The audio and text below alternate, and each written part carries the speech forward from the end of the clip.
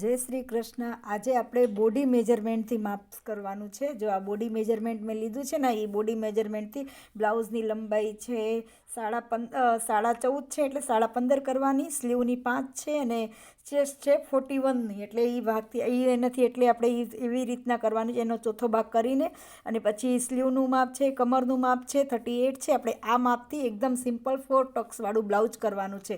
41નું ચેસ્ટનું છે આ.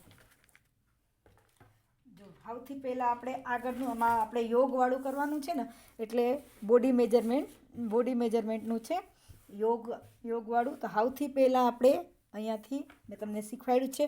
સૌથી પહેલાં બોડી મેજરમેન્ટમાં આઈ હૂકનું આપણે અહીંયાથી બાદ કરી લેવાનું. જો આઈ હૂકનું અહીંયાથી આપણે બાદ કરી લીધું અને બેલ્ટ છે, નીચે બેલ્ટ લગાડવાનું છે. તો આપણે ઉપરનું સાડા બારનું આપણે 12.5માં, અને એને ચેસ્ટ વધારે છે ને, છાતીનું ભાગ વધારે છે 41નું છે ને, એટલે એમાં એક તમે 42 અને એનો ચોથો ભાગ થઈને આ એના 11ની ચેસ્ટમાં આવશે. આ એટલે 11ના ચેસ્ટમાં આપણે આ હેવી સાઇઝનું છે, એટલે શોલ્ડર આપણે આમાં 6નું લેવું. 6નું શોલ્ડર અને 6નું જ આપણે આર્મ મોલ્ટે આપણે 6 સવા 6 સુધી આપણે આર્મ મોલ્ટે લેવાનું છે અહીંયાથી. પછી જો સવા 6નું આર્મ મોલ્ટ છે અને 6નું છે આ શોલ્ડર. 6નું આ શોલ્ડર છે આવી રીતના. અને પછી અહીંયાથી ચેસ્ટનું માપ છે, છાતીનું માપ છે. આ આપણે જ્યાંથી આર્મ મોલ્ટનું લીધું છે ને, ત્યાંથી જ આપણે છાતીનું માપ લેવાનું છે. પછી જો અહીંયાથી જ્યાં 6નું માપ લઈ લીધું, 6નું માપ પૂરું થાય સવા 6નું, ત્યાંથી જ પછી આપણે છાતીનું માપ લેવાનું છે. છાતી આમાં આવશે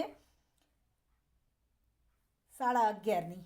જો 11.5 ઉપર એક ટીક કરવાનું. પછી નીચે આવી રીતના, જો નીચે આવી જ રીતના જ, એમાં બીજું કાંઈ નથી કરવાનું.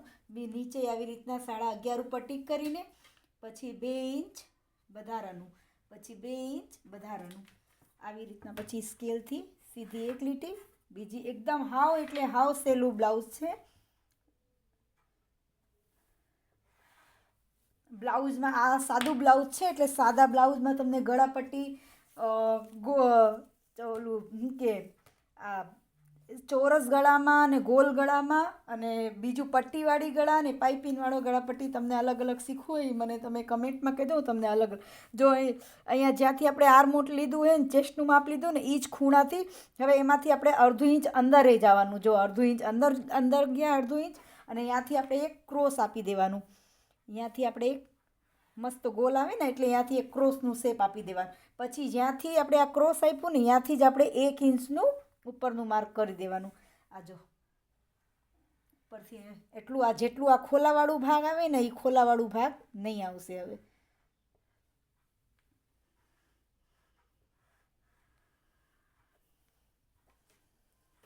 આ ખોલાવા પછી ઉપરથી આપણે જ્યાંથી શોલ્ડરનું લીધું છે ને, ત્યાંથી આપણે ખંભાનું માપ લેવાનું છે. ખંભો છે 4નો અહીંયાથી ખંભો લેવાનું છે.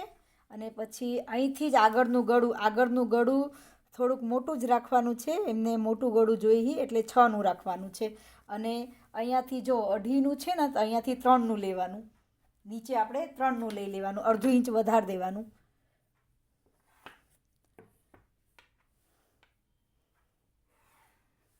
વધારી દીધું. હવે જ્યાંથી આપણે ખૂણો હોય છે ને, ત્યાંથી જ 1 ઇંચનું આ શેપ આપીને ત્યાંથી ડાયરેક્ટ આમ કટ કરી દેવાનું. જો થઈ ગયું એકદમ સરસ રીતે આ. અને પછી અહીંયાથી વચ્ચે ઉપર જ્યાં આ આગળનું ભાગ થઈ ગયું, અને પછી આ જે આ બે આપણે ખંભાનું ભાગ વધ્યું ને, એમાંથી જ આપણે કેવી રીતના વચ્ચે ટક્સ લેવાનું. આ 4નું છે ને, એટલે 2 ઉપર એનાથી વચ્ચે સેન્ટર કાઢવાનું. આ સેન્ટરથી આપણે સીધું જ આ મૂકવાનું. અહીંયાથી જો સીધું જ આ મૂક્યું આપણે, અને 10 ઉપર એક ટીક કરી દેવાની. આ 10 ઉપર ટીક કર્યું. પછી સેમ આપણે આમાં યોગ પ્રિન્સેસ ટક્સ બ્લાઉઝ છે. કયું છે? યોગ પ્રિન્સેસ ટક્સ. પછી અડધું પોણું ઇંચ આ બાજુ અને અડધું પોણું ઇંચ આ બાજુ. આ આપણે આમ જોઈ લેવાનું. આ 1.5 ઇંચ, જો આ 1.5 ઇંચ આ થઈ ગયું છે. પછી આ પોઈન્ટ જ્યાં આપણે આર્મહોલ્ટનું સેટ દીધું છે ને, એ પોઈન્ટથી ને આ પોઈન્ટને ટીક ટીક કરી દેવાનું. જો આ ટીક કરીને ટીક કરી દીધું. પછી સેમ હજી આમ જો આ તમે થાઓ ને, તો અહીંયાથી કટિંગ એ કરી શકો. અહીંયાથી કટ કરી દો ને, અહીંથી કટ કરીને પછી આને જોઈન્ટ કરો, એટલે તમને ખોલાવાળું પ્રશ્ન નહીં આવશે.